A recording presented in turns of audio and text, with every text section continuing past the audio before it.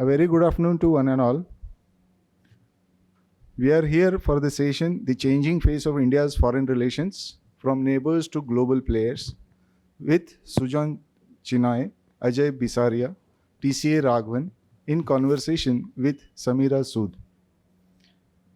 India's foreign relations are shaped by its history, geography, and global aspirations as a major emerging power. The country's foreign policy focuses on promoting economic development, ensuring security, and maintaining strategic autonomy while fostering regional and global partnerships. With a pride of having a galaxy of empowered people today in the Orange City, a very good afternoon to one and all. This is Pravartan Tatte, delighted and privileged to welcome you all to this 6th edition of Orange City Literature Festival, organized by SGR Knowledge Foundation, powered by Raisoni Education. India's neighboring countries are in turmoil politically and economically. China's behavior is always ambiguous. The world is in the grip of two big wars. America saw a change of guard to a difficult leader. Historically, India has been an inward-looking nation, but in last 10 years, we are openly participating in the world affairs, which is showcased with the calls like "This is not the era of wars" by Prime Minister Narendra Modi and claiming to be the leader of Global South. For an Indian citizen, sometimes it looks like we are on the right path, sometimes it seems we need to course correct.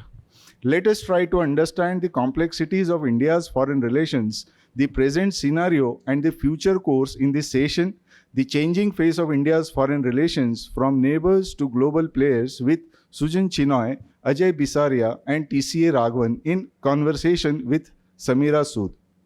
Today we have with us Ambassador Sujan Chinoy. Ambassador Sujan R. Chinoy, is a Director General of the Manohar Parrikar Institute of Defense Studies and Analysis. Since 2019, is a veteran diplomat with over 4 decades of experience, a career Indian Foreign Service Officer 1981 to 2018. He served as India's ambassador to Japan and Mexico, as a Consul General in Shanghai and Sydney, an expert in China, East Asia, and security issues. He led India's delegation in confidence-building negotiations with China in 1996 to 2000 and contributed to security policies at the National Security Council Secretariat. He has held key diplomatic postings at the UN, Beijing, Hong Kong, and Riyadh, and chaired the Think 20 group during India's G20 presidency. Fluent in Mandarin and proficient in several other languages, he is also a prolific writer and author of World Upside Down, India Recalibrates Its Geopolitics, and Global Tumult, India as a Pole Star. Our second guest, Mr. Ajay Bisaria. Ajay Bisaria is a corporate strategic advisor guiding global businesses on navigating geopolitics and governments. He is also a distinguished fellow at Observer Research Foundation, India's largest private sector think tank. Earlier, in a career spanning 35 years in Indian foreign, he dealt with some of India's key economic and security relationships. He has served as Indian High Commissioner to Canada and as the last Indian High Commissioner to Pakistan from 2017 to 2020. He has also been India's ambassador to Poland and Lithuania from 2015 to 17. He has earlier completed stints at the World Bank in Washington, D.C. and in embassies in Berlin and Moscow. He has served in various capacities in the government of India, including in the Prime Minister's office, where he was a key aide to Prime Minister Vajpayee from 1999 to 2004. He has a BA in Economics from St. Stephen College, Delhi, an MBA from IIM Calcutta, and a Master's in Public Policy from Princeton University. He writes extensively on geopolitics and economic diplomacy. His first book, Anger Management, on the troubled diplomatic relationships between India and Pakistan was released in January 2024 to critical and popular acclaim. Our third guest, TCA Raghavan, is a former High Commissioner of India to Singapore and Pakistan. He has also served in Kuwait and Bhutan and UK. A historian with a PhD from Jawaharlal Nehru University, he is the author of acclaimed books including Attendant Lords, The People Next Door, and History Men. His latest book, Circle of Freedom, explores themes of loyalty in India's freedom struggle. He served as Director General of Indian Council of World Affairs and has received honors like Sir Jadunath Sarkar Gold Medal currently. Currently, he is a member of Institute of Peace and Conflict Studies, an adjunct professor at NIAS Bangalore, and visiting professor at JNU. Moderator for this session, Ms. Samira Sood, is a senior journalist and strategic communications expert whose work has appeared in books, magazines, columns, and brand stories for organizations including Darling Kindersley, Condé Nast Travel, The Print, The Times of India, The Carnegie India, and Carnegie India. She is currently the managing editor of The Nod, the digital lifestyle magazine by Reliance Retails, which she launched. Her first book, The Children, will be published in this year by Penguin Random House. As the topic itself is so very captivating that it can make all of us to delve deep into forgetting the time frame. I must appreciate the guest for this workshop for having accepted and structured this topic into time frame of 40 minutes inclusive of the audience questions. Also, I humbly request the august gathering here to silence their phones so that the noise don't disturb the links of listening feast. At this moment, I would like to inform the audience that the next session in this hall is going to be the Asura Way, breaking free from tradition to thrive in today's world. So, ladies and gentlemen, without any further ado, I hand over the session to the dignitaries. Over to the moderator. Thank you. Good afternoon, everyone. The topic of today's panel actually lends itself to a couple of ways of talking about it. One, spanning the range of crucial relationships that India has with global players. And two, focusing on India's and its neighbors' ambitions to become global players, at least one of which that is well on its way to that status. And the third thing, actually, is that we are now focusing more on relations with major powers instead of neighbors. So I want to start with the last by asking, can any country ever become a true global player without being seen as capable of managing its neighborhood? Ambassador Raghavan, I thought I'd start with you on that. Well, thank you. And thank you very much to the organizers for inviting me. Well, I would say that it's good to have aspirations of being a global player, but we shouldn't let aspirations cloud our thinking and make us imagine a situation which in fact does not exist. I think you're quite right. You cannot graduate out of your neighborhood. The issues in South Asia are very pressing, very serious, and are quite unrelated to the aspirations which you may have of being a global player. I think even more serious is the situation in India itself. And while we have made a great deal of progress, I don't think it's a wise thing to exaggerate the extent of that progress and think that we have somehow graduated beyond our neighborhood, or that the problems of the past are not problems of the present or the future. We face serious issues of distribution, development, malnutrition, education, and those are our primary challenges. If we address those effectively, our role in the world will happen on its own without our having to make a claim to being a global player. Well said. Just to give everyone a little bit of context, I mean, in terms of India and its neighborhood, if we look at Pakistan, we haven't really engaged since Uri in 2016. Our relationship with the Maldives took a hit this year, although we are trying to repair it now. Sheikh Hasina's out of Bangladesh, and I think we're still trying to kind of determine what sort of relationship we'll have with Muhammad Yunus and other power brokers. We never spoke up for him earlier, and now, we're kind of, we may have a difficult choice if they want, if the present government there seeks Hasina's extradition there. We already, as everyone knows, have an adversarial equation with China. We have a volatile relationship with Nepal, especially after the 2015 blockade. PM Oli, in fact, is going to China first in December and not coming to India, so that marks a first. And even in Afghanistan, we are quite late in engaging with the Taliban. So, Ambassador Bisaria, where do you think we stand in our neighborhood now? And has that relationship or has our standing deteriorated over time? Thank you. Thank you. So great to be here on this world tour in 30 minutes of what's happening. I would disagree a little bit with Raghavan, and I would go a step ahead. I think countries today need to do all three things together.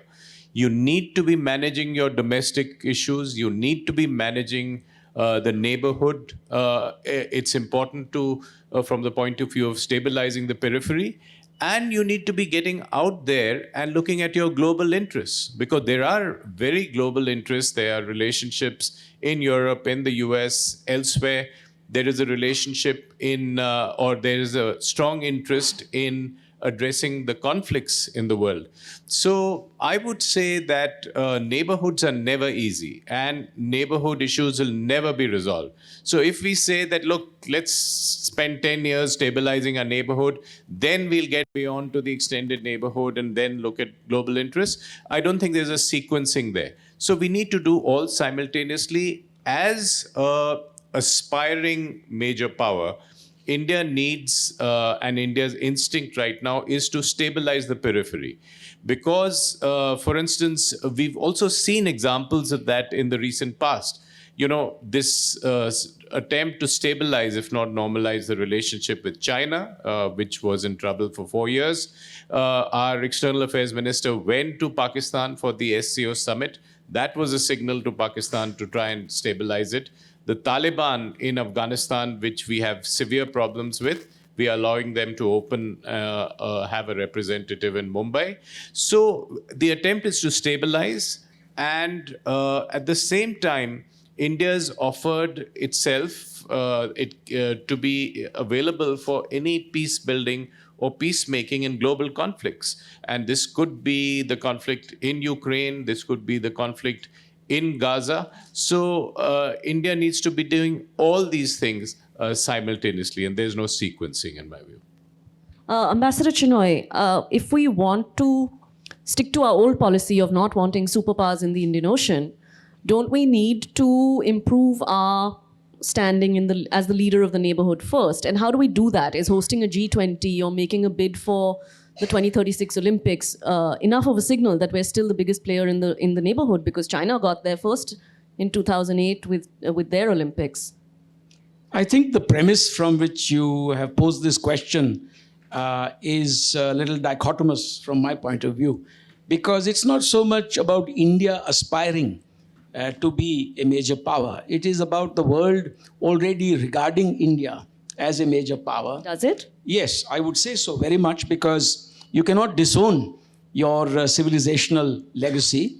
The world, in fact, values it much more than some sections in our own society. This emphasis that we have on peace and non-violence, and the ability to also treat the world as Vasudhaiva Kutumbakam. So there is also a perception of a country that is now the world's most populous, 1.4 billion people. That's not a laughing matter. A country that is one of the world's largest economies, growing at 7%, at a time when nowhere in the world do you have a large economy growing at that rate. And the kind of potential capacity that India has demonstrated, whether in vaccine diplomacy or whether in terms of being a provider to the extended neighborhood at times of need, going from, for example, providing water to the Maldives as part of Operation Neer, or providing much needed assistance to Nepal after the earthquake. Why Nepal? Even to Pakistan. In the aftermath of the 2005 earthquake, India had offered assistance, and Pakistan had taken that assistance. So you have this enormous capacity that you built in the Indian Ocean as a first responder which we have demonstrated in the aftermath of the tsunami. So it's not so much about India aspiring to do something. It is about how the world is increasingly looking at the factual situation. And I don't think we should underrate that. I think the problem here is that the UN structure, the only one given global order that we have, that is the framework that is in place, has been completely incapable of adjusting to the shifts in the balance of power. 79 years after the UN was set up and the UN Security Council was set up with 5 privileged members, 4 of which were European powers. 1 was a color wash from Asia added, the Republic of China. And that structure is simply not responding to the needs of the time. And it is in other spaces that India is already making its presence felt. So that's the first part. Second part is that it is not as if India is against or for somebody in the Indian Ocean. Today, the international waters under UNCLOS are for all countries to traverse for conduct of commerce on the high seas, for transportation of energy, goods, and things like that. We are not advocating, India is certainly not advocating what the concept of mare clausum, the classic debate in medieval times between a mare liberum and a mare clausum. That is open seas versus closed seas. That is something that was done in 1601 by Grotius, the Dutch jurist, who had to write a brief on mare clausum and mare liberum when they were engaged in contestation with the Portuguese. Today, India stands for freedom of navigation and overflight, including in the Indian Ocean. But we are definitely against exploitation of our exclusive economic zone, India's vast exclusive economic zone. And there, if you have a disrupting presence in the form of illegal fishing or disrupting presence in terms of submarine, undersea, subsurface combatants coming in the guise of dealing with pirates, who I'm referring to. By now you would have guessed which country I'm referring to. Then obviously we have cause for concern. For this is, according to the mandala system also, when we look at the mandala system of Kautilya and Arthashastra, then the Western Indian Ocean and the Eastern Indian Ocean are obviously my primary mandalas. And what happens there affects India greatly. And so we would like the benign presence of all, just as India will have a benign presence in other parts of the world, whether it's the South China Sea or the Pacific. And we are against the malign presence of any country. Ambassador Raghavan, so many of India's neighborhood concerns have also become domestic political issues, whether it's the Madhesis in Nepal or the Tamils in Sri Lanka, Hindus in Pakistan, refugees from Bangladesh, the Assam National Register, all of that. So how can we navigate our foreign policy issues when so many of them are now entangled in domestic politics, especially given our more recent shift towards identity politics in the last 10 years? Well, to some extent, it's always been the case, because you're the largest country in South Asia and there's an ethnic overlap with all your neighbors. So you have, whether it's Tamils in India and Sri Lanka, whether it's Bengalis both in Bangladesh and West Bengal, so whether it's linguistic or ethnic or religious, there's an overlap with all your neighbors. So to that extent, there's always going to be this issue of where your domestic policy ends and where does foreign policy begin. The problem is in how you think. Now, if we think that by taking up the issue of minorities in our neighbors, we are helping them, or that we are protecting the cause of Hindus in Bangladesh because they have been treated to the most egregious kind of violence which was possible in the last 3 or 4 months, we are making a grave error. By taking up the issue of Tamils in Sri Lanka in a big way in the 80s and 90s, we didn't advance the cause of the Tamils in Sri Lanka. By taking up the cause of the Madhesis in Nepal, we have not advanced the cause of the Madhesis. And similarly, for the Hindu minority in Bangladesh, I think a quieter position would have been much more effective. But this is where the problem arises and where I disagree with Sujan and with Ajay about our aspirations. Yes, I agree with Ajay that we have to play these multiple roles, domestic, neighborhood or regional and global. But if you start believing that your aspirations are the reality and you lose touch with what is actually your material circumstances and the conditions in which so many of your people live, I think there's a grave error involved. So to think that you're a big shot when you're not, and I'm not denying the huge progress which we have made and the resources which are now available to us, which were not available, for instance, when any of us joined service. But still, we have a long way to go. And my point in brief is, let's not announce our arrival so much in advance of having arrived. I want to take that a little further with you because you mentioned cultural and linguistic affinities, and I actually had a point on that, which is we actually have that advantage, right, of cultural and linguistic affinities with many of our neighbors, which China does not.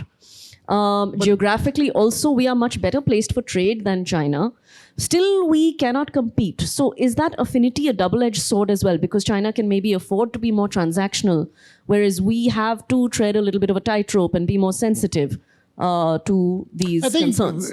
I think we have a huge reservoir in terms of affinities and potential. But if you're too much in the face of your smaller neighbors, you will never be able to harness that potential. And one problem, and I think this is maybe Ajay and Sujan can comment on it. While we have connected with the wider world and with the wider region very effectively in the last 20 years, but our connectivities and our regional integration has actually regressed. And if you look at SARC, which was set up, in fact, to harness affinities of the kind you mentioned, it's at a complete standstill. And there's a narrative gap which has emerged when we talk about regional cooperation in South Asia. And I think this is a major flaw which we have to address. Ambassador Bisaria, now with both Pakistan and China, we've recently had quite long periods of not engaging. Uri was in 2016, Galwan in 2020. But without engaging, how do you think we can build a system of incentives that we can then leverage to our advantage? Yes, so I think it is important to engage. And with China, for instance, we've had very intense engagement in the sense of communication. So there was crisis communication on the diplomatic side, on the military side. And even with Pakistan, I was expelled from Pakistan 5 years ago, but we've had missions there. And we've had some channels of communication open through which we could get a ceasefire on the line of control in 2021. So it is important for us to keep communicating even with our adversarial neighbors. Because if we look at our neighborhood today, we see two adversarial neighbors with whom we've had wars. You mentioned both of them, China and Pakistan. But we also have two failing states. We have Afghanistan and we have Myanmar. And other states in different degrees of distrust to us, which keeps going up and down.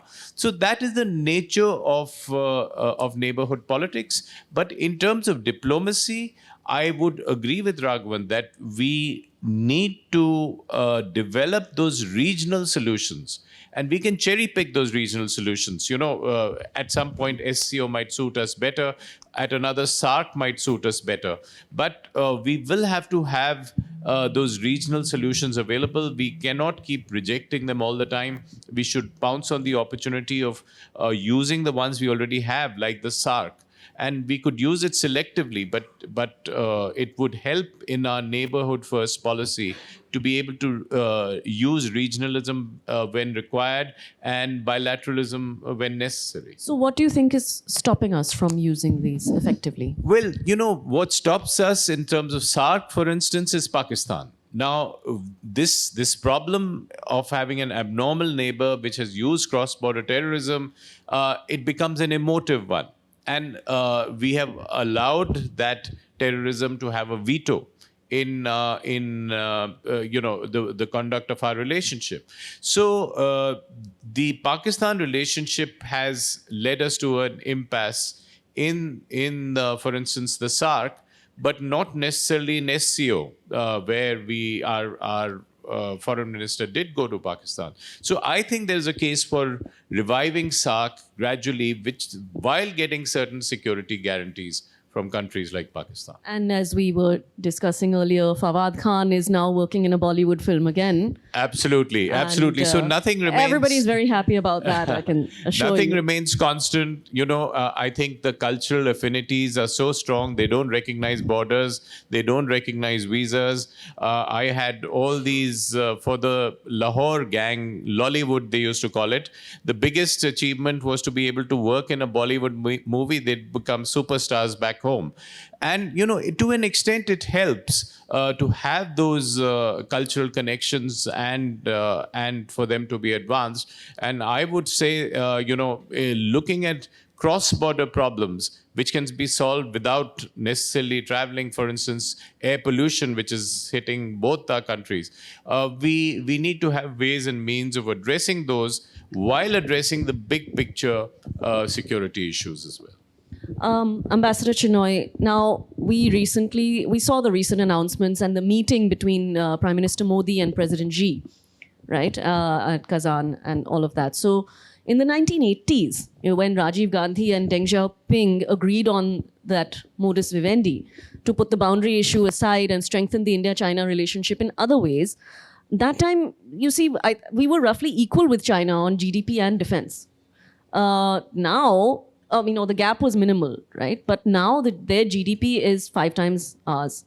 Their defense budget is more than 3 times ours. So clearly, the old modus vivendi won't work anymore now that we're not really equals. So how can we proceed? So I speak as someone who, in fact, was very much part of the process of engaging China beginning 1981. I sat in most of the official level dialogues that took place between 1981 and 1988. I was the desk officer for late Prime Minister Rajiv Gandhi's visit to China and a witness to the modus vivendi, as you put it, taking shape. What was that modus vivendi? The modus vivendi then was that there was clear recognition that the world had changed. By 1988, we had the experience of the 1970s in which the US and China had engaged in a rapprochement of their own. In the subcontinent, Bangladesh had been created. And relations between India and China were on the cusp of some kind of an entente, if not a complete rapprochement. And we felt that there was scope here to say that the India-China boundary question, a very important part of our relationship, was unlikely to be resolved very soon. Therefore, it should be addressed through peaceful negotiations. In the meantime, we should work on confidence-building measures and maintain peace and tranquility in the India-China border areas, and the while also work on the rest of the relationship, including trade and economic ties. So the two premises really were peace and tranquility, maintenance thereof, and trade and economic ties that were mutually beneficial. Now, I think both these factors and premises were dashed to smithereens on the icy, rocky precipice of Galwan in June 2020. Because when we look at peace and tranquility, we found that despite a lifetime spent by people like me to work on CBMs, like the 1993 agreement, the 1996 agreement is something that I was charged with implementing for the next 4 years, including creating border personnel meeting sites, ad hoc meetings between commanders to diffuse tension, or the banner drill that we had in the border areas, hotlines, etc. We find that the Chinese were systematically violating all these agreements. So that is one part of it, and that premise, therefore, was kind of questioned, despite our fullest commitment to it. The second premise was that economic ties would be mutually beneficial. And you're right in saying, not just in 1980, But 1950, our GDP and per capita GDP between India and China was roughly the same. It was the same in 1980. By 2000, the Chinese GDP, because of their head start in reforms and open door policy and modernization, was twice as big. By 2010, it was 4 times as big. And 2018, it was 6 times as big. Now it is like 5 times as big because India is growing at 7% and China is nowhere near that growth rate. The Chinese economy is, in fact, in doldrums at the moment, slowing down. This is not to say that they don't have a $19 trillion economy, but the growth rates today are in our favor. So there is every chance that we will be able to catch up, not immediately, but in the foreseeable future. So I would say that we are quite well placed on our own. And the systems are very different. We should not, question our pace of growth because we are doing it in a democratic system. We have to reconcile the differences that are there even in this panel about India's rise. You don't see that difference in China.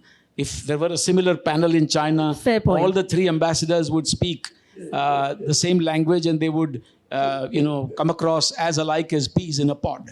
No difference at all. So that's the big difference. And we are not, adhering to a system where we tell all of you that you will leave your homes because we have to build a flyover there and we'll find you some, place somewhere else. So India has its own unique qualities. So let's look at our growth with optimism and confidence because the world is placing its bets on India today. And I say this as a student of China for the last 44 years on the trot.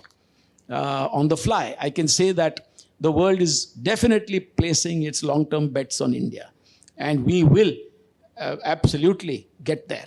We will be at the forefront of international discourse. And by the way, as was said earlier, you see, these are not, absolute choices. It's not a zero-sum game. It's not, wrong to aspire to do more on the international stage simply because we have many domestic challenges. These things must proceed simultaneously. If you ignore one or the other, you are setting yourself up for, problems. So I think India is doing well. You have to focus on the domestic side, as was suggested. Equally, you cannot ignore. And this is not a charitable world. If you're going to be in that space where we will only do what's important internally and it doesn't matter what's happening outside or at the major power level, people will exploit you tomorrow. Your extended neighborhood, your near neighborhood will be even more trampled upon, and we have to be vigilant about that. We have to make sure that we stand for our nation. By the way, one brief point here. I agree up to a point about this affinity with neighbors and all that, but keep in mind that most of your neighbors don't like to be reminded of that affinity. I've heard it in Nepal, I've heard it from Pakistanis, I've heard it from the Bangladeshis. They don't want to be reminded that we are as alike as peas, we share the same culture. In fact, they are very keen on emphasizing their own national identity. So why are we not keen on emphasizing our national identity? By emphasizing our national identity, I do not mean that we disregard the fact that we are a pluralistic society, but a nation is always defined by its geographical borders, which have to be clear-cut. We have to stand for them. And by our national identity, the subscription that you have in life has to be to your own nation. It is not about, in my case, my personal view, about what kind of affinity I have to somebody else. I will look at my national interests. Yeah. I will look at my national identity. And that has space for pluralism. Ambassador Bisaria, I'm going to now move out of the neighborhood and ask you about our relationship with Canada, which has, kind of hit rock bottom lately. You have foreign policy experts like Michael Kugelman saying it's reminiscent of our relationship with Pakistan at its lowest. So, we've withdrawn the high commissioners, we've reduced our diplomatic strength there. Take us through your thoughts on this and how we can get out of this. So first, a disclaimer. I was thrown out of Pakistan and almost thrown out of Canada. So I can tell you that it's not because of me that this relationship is in trouble, but it has a dynamic of its own. So, a lot of people are commenting, I think, in general, that is Canada the new Pakistan? And I would argue no. There is a huge difference between a country that sends terrorists and has fought 4 wars with you and sends cross-border terrorism for 3 decades versus a country where we have a Khalistani problem. So Canada is not the new Pakistan. Maybe Trudeau is the new Bhutto. It is something where India is ascribing this problem to the current Canadian government and the choices it made. So, for instance, the choice of expelling 6 Indian diplomats, including the High Commissioner, I think was a very flawed choice. It's a huge mistake to decapitate the diplomatic communication and remove the diplomats, the same guys who are supposed to solve the problem. So that was a huge mistake, and politicizing the security issue and making it a huge political issue is a problem. But the silver lining there is that this is a problem confined to the government-to-government relationship. The business relationship continues. We have $100 billion of Canadian investment in India. Visas, flights continue. We have huge 3 million diaspora. We have visas going on, flights going on. There's no issue. Compare that to Pakistan. You're talking of Fawad Khan. When you have a terrorist attack, the political, the cultural, the business relationship all gets torpedoed. So there's a huge difference there. But in Canada, there is a long-term solution because the two countries are also aligned in a geopolitical sense. They both have a similar suspicion of China. For instance, the Indo-Pacific strategy of Canada says that India is a critical partner and China is a disruptive power. So I think the problem with with Canada is short term. We could settle it in the medium term, and it won't. The Khalistani issue won't entirely go away. It's been around for 40 years, but it needs to be contained in a bucket as a security issue, which security experts should address and not the politicians. I have 2 final questions, one for you, Ambassador Raghavan. We've played a balancing act on Ukraine and on Gaza, right? So are we being non-aligned? Are we establishing strategic autonomy? Are we being transactional? Are we just walking a tightrope? What are we doing there? I think we are trying to do what most other countries are doing, because the fact is both these conflicts have continued and there's very little light at the end of the tunnel. And everyone has had to adapt or adjust to that situation, and we have tried to do the same thing. I don't see, frankly, I don't see the reason for our thinking that we have played some kind of an exceptional role in either of these 2 conflict situations, or that somehow we were posed with a very difficult choice and we managed to deal with it effectively. I think. So you're saying we didn't. I think we have managed. Humne war nahi rukwai. I don't think so. The war is continuing. I don't think we have played a more or less important role than anyone else. Everyone is concerned about the war. It has hit the interests of many countries, but nobody has been able to do anything about it. I don't think we should give ourselves medals, for doing what everyone else is doing, which is adjusting and adapting to a situation which is not in your control. And last question for all 3 of you. Donald Trump, what does this re-election now mean for India, and what can we expect with regard to our neighborhood, especially India-China, China-US, all of that? So I think there is an air of uncertainty, and there are some past trends that we have observed.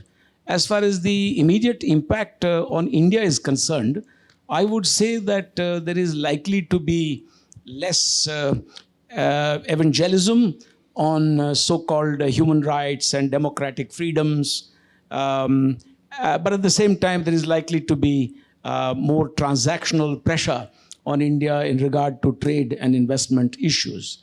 That apart, I think Trump's basic view of the Indo-Pacific remains intact, that he regards China as a revisionist power and is likely, therefore, to lend continued support to the whole idea of the Indo-Pacific as not a military alliance in the form of the Quad or the Malabar exercise, but as a space in which it's important to ensure that critical supply chains are free of domination or over-dependence with regard to any one geography. And in the long run, that like-minded countries have to work together on economic and potentially security issues. So that, I think, is good. But the fact that he has demonstrated great capacity for transactionalism also means that he could, after putting necessary pressure of 60% tariffs on China, of closing the door to Chinese EVs, and letting a cat in among the pigeons, he could also do deals. If, for example, he actually wants to walk the talk and put an end to the war in Ukraine, he might even perhaps need China to kind of nudge the Russians. So you never know. But overall, I think there will be greater pressure on Iran, going by past experience. There will be less proclivity to tolerate nonsense from Pakistan, especially on terrorism and things like that.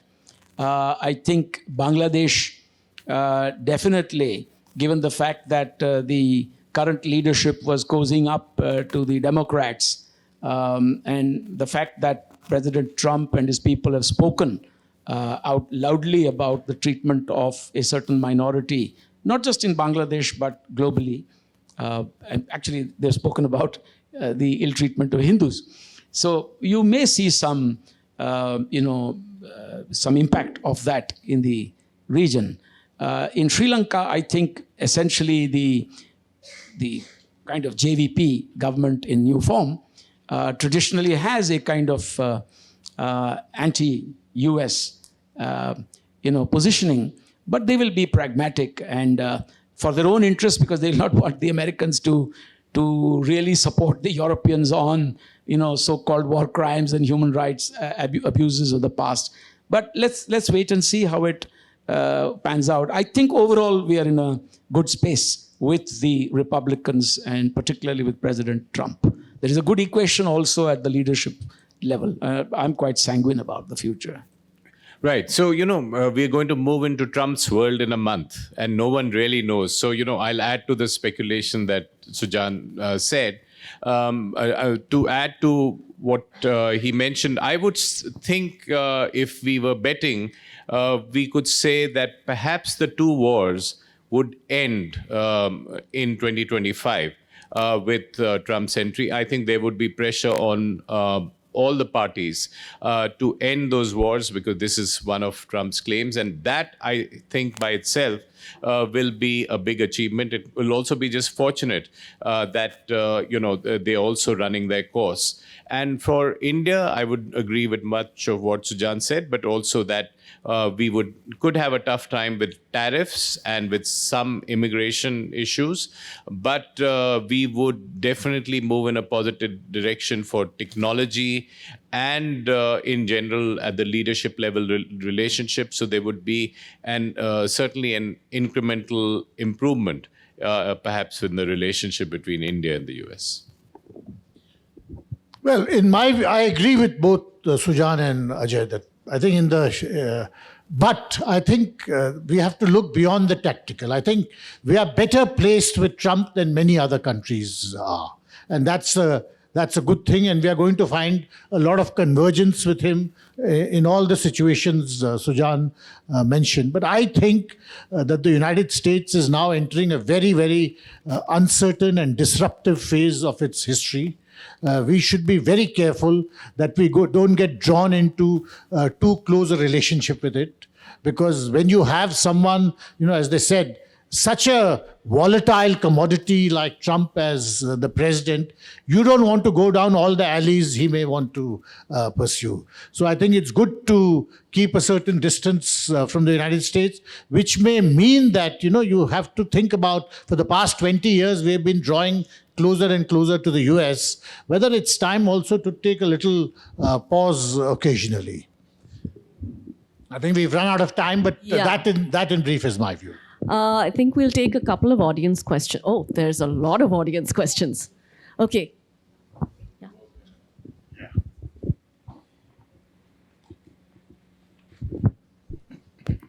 Thank you.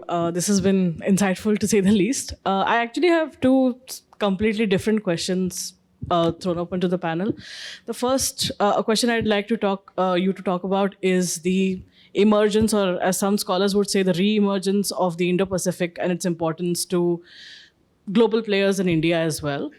And the second thing I would like to ask as a personal curiosity is DPRK or North Korea's recent involvement in the Russian side of things in the Russian-Ukraine conflict, and how its role as sort of a wild card reflects on, in general, your views on that. I'm going to have to ask you to pick one because we're very short of time. So pick one question and pick which ambassador you want to ask The it to. Indo-Pacific one.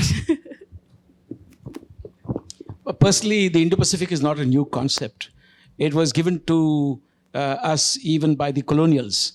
The colonial powers, in fact, in the age of exploration, curated the whole notion of the Indo-Pacific as they jostled for, territories and resources in both these oceanic spaces. So you can look at the Dutch, the Portuguese, the British, and many others in the same space. Beginning 1949, we have seen how the Indo-Pacific Fisheries Forum also united this space. Today, of course, all these things that we speak about, trade, technology, territorial differences, terrorism, we are looking at tenets and the differences over narratives, the absolute lack of transparency and trust. All these factors resonate through this conjoined space. It's very difficult to say that what happens in one part doesn't impact the other. Our economic and security interests are conjoined at the hip, like Siamese twins, And so that's so much for that. As far as the DPRK is concerned, very quickly, it's not the only one that's emerged. You have the ROK also that's emerged as a major weapons supplier to the West, So these are opportunistic things in the world of defense equipment and armaments. People make money, when there are wars, there are opportunities as well. I'm going to ask you and then Sir here. Good morning to the panel. Good afternoon, actually. So my question is, India is leading the Global South movement, and we've also added African Union to G20. So how effective do you think it will be for India? How beneficial it will be for India in international forums? So, this has been part of India's policy for a while. In the initial phases, it was leadership of the developing world, and now Voice of Global South, it's got a new branding. So certainly what India would like to have is, as a tenet of its policy, a certain position of leadership of the Global South, which allows it to talk to the G7 and the Global North on behalf of those countries as well. So what India has done effectively, in my view, is had multiple meetings of the Global South, to online and otherwise, and also getting the African Union into the G20 as the 21st member, I think was an important step. So it's been effective. Gentlemen, I would like to ask one thing. Do you think the wars are ever going to end? Because they are the main suppliers to weapons are more concerned about their economy than ending the wars. That's what I feel. And even terrorism. Because most of the weapons which are available... Sir, we they are need all to have merciful. short questions. So But sir, this is all I... And most of the terrorists also using weapons from China, America and all that. So how can they be interested in? No, wars are never going to end. You had wars before there were military industrial complexes. So even before there were countries exporting weapons or exporting arms, you had wars. You will have wars in the future also. And who could have thought Europe is in the middle of a war like there was during the Second World War? So yes, they will continue. I'm going to have to... we need- I don't think we'll take more questions after this. You have actually entered an era of protracted and enduring wars. And this is primarily because there is now a growing capacity around the world of the ability, even by small countries, to bridge absolute gaps in comprehensive national power through asymmetrical means. So it's not easy for an Israel with its awesome intelligence and military firmament to defeat a Hamas or a Hezbollah. And especially when you're dealing with hybrid wars, you're dealing with a combination of state and non-state, a combination of dealing with non-state actors which also have territory and support of the people. So you will see protracted wars, and also fueled and driven by the major arms companies around the world. They make a lot of money when there are wars. They're able to try out new equipment. They're able to showcase that to potential buyers. So we will have this problem. And as far as terrorism, just to put it in a nutshell, there is no agreement on terrorism. The common space in the international field is really very small. On terrorism, there are problems with definition. There are those that regard terrorists as good terrorists, or sometimes as bad terrorists if they're not working with them, or they regard terrorists as freedom fighters. Even China, which is affected by terrorism, which should be able to work with India on a common definition, is carried away by its strategic partnership with Pakistan, such that China would put roadblocks when JEM and LET terrorists like Masood Azhar are being proposed for listing at the UN under the 1267 Al-Qaeda and Sanctions Committee. Why? Because there is geostrategic interest at play there. Thank you. Thank you all so much. And thank you all for being here. Thank you. Yeah, thank you. And pardon me for not being able to stretch it beyond this. Thank you. Thank you. Thank you all the gentlemen. Thank you, Samira ma'am. And thank you all.